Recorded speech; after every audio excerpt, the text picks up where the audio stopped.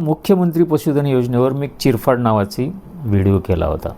तुम्ही पाहिलाच असेल, नसेल पाहिलं तर पाहून घ्या, त्याची लिंक वरच्या बाजूला आहे. मित्रांनो, आता या योजनेमध्ये अर्ज करण्यासाठी शासनाने महा-डी-बी-टी पोर्टलच्या वरून अर्ज करायचा असं म्हणते. आणखी सुरुवात झाली नाही अर्जाची, पण असं म्हणतात.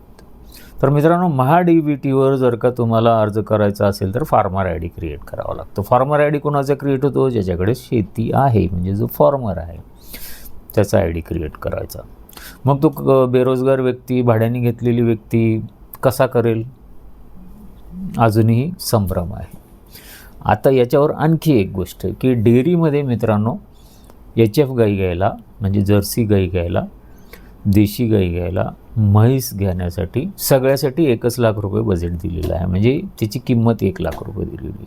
आणि 12 लिटर दूध देणारी गायची किंमत तेवढीच, आणि 5 ते 6 लिटर दूध देणाऱ्या गाय म्हशीची किंमत तेवढीच.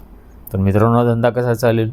कारण जिथं 12 लिटर दूध देणाऱ्या गायची म्हणजे दुधाची किंमत, त्याचं आउटपुट, आणि 5 ते 6 लिटर देणाऱ्याचा आउटपुट, ह्या गोष्टी जेव्हा मी प्रोजेक्ट बनवत होतो, रिपोर्ट बनवायला लागलो, तेव्हा लक्षात आल्या की व्हायबल कसा होईल, म्हणजे चालेल कसा युनिट. ह्या सगळ्या गोष्टीवर लक्ष देणं आवश्यक आहे, याच्यावर वर्क करणं आवश्यक आहे. कारण धंदा चालला तर माणूस जगतो, तर माणूस परतफेड करू शकतो.